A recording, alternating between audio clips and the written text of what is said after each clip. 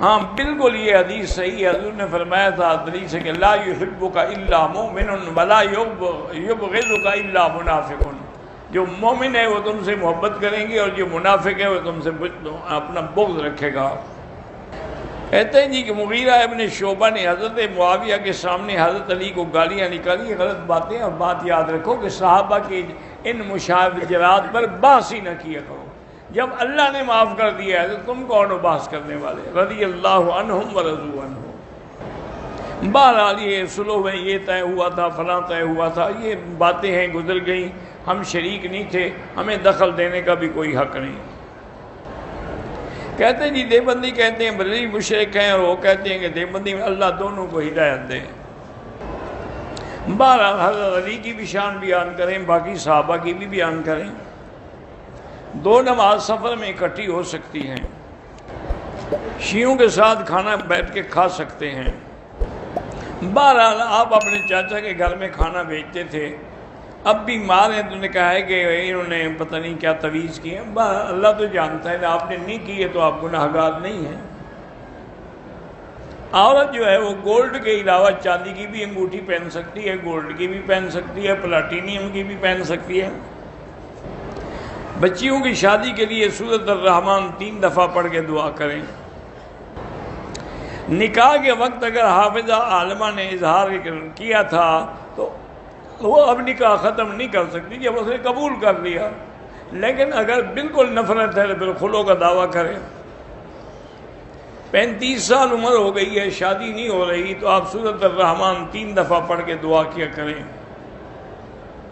وراثت میں عورت کا ایک حصہ ہوتا ہے اور مرد کے 2، اس کی وجہ کیا ہے؟ اس کی وجہ یہ ہے کہ عورت کو تو خرچہ ماں باپ دیتے ہیں، شادی کے بعد خامن دیتا ہے، لڑکے کو تو پہلے بھی خرچہ کرنا ہے، بعد میں بھی خرچہ کرنا ہے۔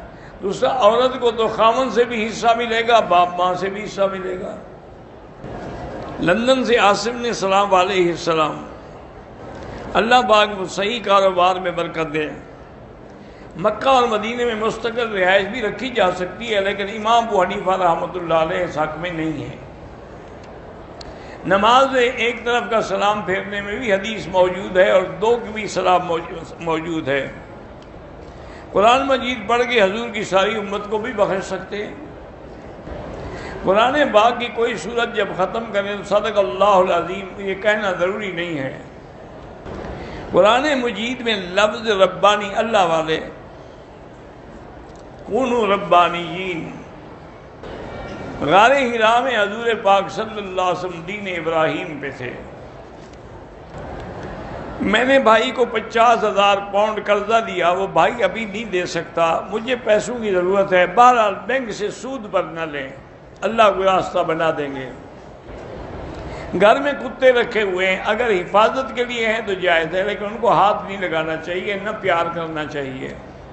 میں نے ایک بیٹی بہن سے لے کے پالی ہے، اس کی شادی کے وقت نکاح میں اس کے اصل باپ کا نام لکھا جائے گا۔ کعبہ پاک کی آخری تعمیر جو ہے وہ حضور پاک کے زمانے میں بھی ہوئی ہے، اور اس کے بعد جو ہے عبداللہ بن زبیر نے بھی کی ہے۔ مجھے 2 سال سے الرجی ہے، اللہ شفا عطا فرمائے، زمزم پی کے دعا کریں۔ اگر ایک آدمی نے کہا کہ میرے بھائی سے بات کرو تو 3 طلاق، تو حنفی مسلک میں تو یہ طلاق معلق ہے، ہو جائے گی، باقی علماء کہتے ہیں یہ قسم ہے، کفارہ دے دے۔ ابو ذر اور فاروق اللہ سب کی حاجات پوری کریں۔ آپ زمزم کا پانی بیگ میں لے جاتے ہیں، ٹھیک ہے، میں نے ایک عمرہ کیا، پھر مدینہ چلا گیا، وہاں سے عمرے کی نیت بھی نہیں کی، احرام بھی نہیں باندھا، مکے واپس آیا تو بالکل آپ پر دم واجب ہوتا ہے، لیکن طائف سے عمرہ کر لیں تو دم معاف ہو جائے گا۔ عصر کی نماز کے بعد کوئی نفل نہ پڑھے، نہ حتیم میں نہ باہر۔ میں نے نیت پر حرم شریف میں جمعہ کی نماز آ گیا، نماز کے بعد واپس مسجد عائشہ نہیں کیا تو نہیں کیا۔ صفا مروہ میں بھی وضو ہو تو اچھی بات ہے، ورنہ بغیر وضو بھی ہو جاتی ہے۔ قباء مسجد میں جانے کے لیے کوئی دن مقرر نہیں ہے، جب بھی اللہ موقع دے چلے جائیں۔ پتہ نہیں آپ نے کیا لکھا ہے کہ کوئی کسی کا حق خفیہ طریقے سے لے لیا، واپس کرنا چاہتا ہے، لیکن ڈائریکٹ نہیں دے تو کسی طریقے سے ان کو دے دے. بہرحال یہ حکم ہے کہ کھانا بچا ہوا نہ رہے، انگلیوں کے ساتھ اس کو صاف کر کے چاٹا جائے تو یہ سنت ہے. بہرحال جو آدمی اللہ کی رحمت سے یعنی شرک نہیں کرتا، بدعتی بھی نہیں ہے، کبیرہ گناہوں سے انشاءاللہ اللہ اس کی قبر میں آسانی کریں گے. اپنی بیوی کی ستیلی بہن کے ساتھ شادی کر سکتا ہے جن کے باپ ایک اور مائیں دو، بہتر ہے کہ نہ کرے. حالت جنابت میں کپڑوں سے پسینہ لگ جائے تو ناپاک نہیں ہوتے. ترکی سے احرام باندھا، ایئرپورٹ پر عمرے کا ویزا نہ دیا، واپس گیا. ایک ہفتے کے بعد دوبارہ آپ کو دم دینی ہوگی. بہرحال بارات جانے سے پہلے دولہے کو مسجد میں 2 رکعت نفل پڑھنا ہے، کوئی ضروری نہیں ہے. اگر جیب میں کوئی تصویر رکھیے نماز تو ہو جاتی ہے، لیکن بہتر ہے کہ تصویریں نہ ہوں.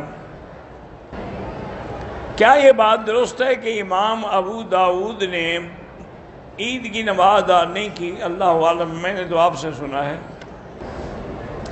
ہندوستان کے ایک بہت بڑے عالم مفتی احمد خان پوری، اللہ ان کو شفا عطا فرمائے، خواب کا مجھے پتہ نہیں لگتا ہے. تقوی حاصل کرنے کے لیے متقی لوگوں سے تعلق رکھو، دین والوں سے تعلق رکھو، دینی کتابوں سے تعلق رکھو. عامر عباسی کی شادی ہے، اللہ برکتیں عطا فرمائے. اللہم الف بین قلوبہم. مدینے سے نیت کر کے آئے ہیں، اب یہاں پہنچ کے حیض کے 2 یا 3 قطرے آ رہے ہیں. بہرحال آپ یہ دیکھیں کہ آپ کے ایام حیض کے ہیں یا نہیں. اگر حیض کے دن ہیں تو پھر صبر کر کے بیٹھی رہیں، جب تسلی ہو جائے پھر عمرہ کریں. بہرحال آپ بھائیوں کو زکوٰۃ دے سکتے ہیں. زمزم سے افضل کوئی پانی نہیں ہے.